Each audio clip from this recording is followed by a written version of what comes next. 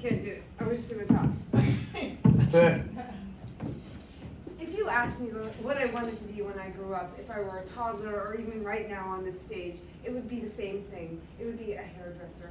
From the moment I was a kid until now, all I ever wanted to do was cut hair and have my own hair salon. And getting our hair cut was a big deal in my house growing up. My mom and I would go to a salon called New Best in Manhasset, New York. It was a couple blocks from our house. And the cool thing about New Best was that you can choose smocks to wear when you went. So you could choose between black or hot pink, and the necklines were all elastic, so you can pull them down, make it a little, like over the shoulder kind of thing. And when I watched these hairdressers move, and I was like a kid, what I loved about them was how they had this command over the people around them, and how they were the people that would help you transform or become the person that you were meant to be, and know that you'd be back in 4 to 6 weeks, like a sexy therapist, you know? And what I also loved about them was that they created a sense of community around them, because if you like where you get your hair cut, you're gonna go back. And when you keep going back, you're gonna see that same group of ladies, or same group of guys and ladies, and have this little rendezvous that you wouldn't get anywhere else. And I wanted that. And I had a sense of community. I mean, I was Armenian, I went to Armenian school, but I was weird Armenian. Because my parents, they're both Armenian, but they're different Armenianses. Like my mom was born in the Bronx and worked in advertising, and her life's work was to maintain our house, to keep everything going. And my dad was born in Beirut in Lebanon, and he was an artist too, and his life's work was the same thing, but he was also running from his past. So somewhere between working your ass off and running from your past, things kind of like fell through the cracks. But something happened in 1993. I was in 3rd grade. My little brother was born, and my grandmother also died. And my grandmother was the person who started the school that I was going to. And I learned some things. I learned that after a certain point, no one really cares who your grandparents are anymore. And it's up to you to decide who you want to be and where you want to be. And that was at Ani Zarabian's house on Monday nights. Ani Zarabian was my classmate at Holy Martyrs Armenian Day School. And in her family, there were 4 kids, 2 girls and 2 boys. Ani, Ida, Vahe, Vache. Ani, Ida, Vahe, Vache. And it would be, and then I'd be the 5th Zarabian. That was her last name, Ani Zarabian. And I'd be there on Monday nights because my mom would be working and I'd be there. So they were like, I would say glossy Armenians. You know, like we were like funny, but they were like beautiful hair, beautiful eyebrows, and the reason why they were glossy was because they were the kids of Silva Zarabian. Silva Zarabian, who cut all the hair of every Armenian woman in all of Queens, all of New Jersey, and even that one Greek woman who found out about her through word of mouth. And Silva Zarabian, who was 5 foot tall, who I'd get into laughing spells with, who would let me design or do Ani and Ida's hair in her basement where her salon was. She kind of looked like Madonna, like Ray of Light era Madonna, but like Armenian.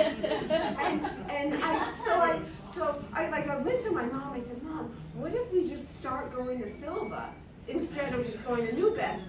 And she, I know you're gonna run into all those Armenian women that you hate in the worst way, but I think maybe I need this. I think it might be fun. And she said, yeah, let's go. So after one really fun appointment, combined with the reading of our future as we turned our coffee cups upside down and let the coffee grind, we were in.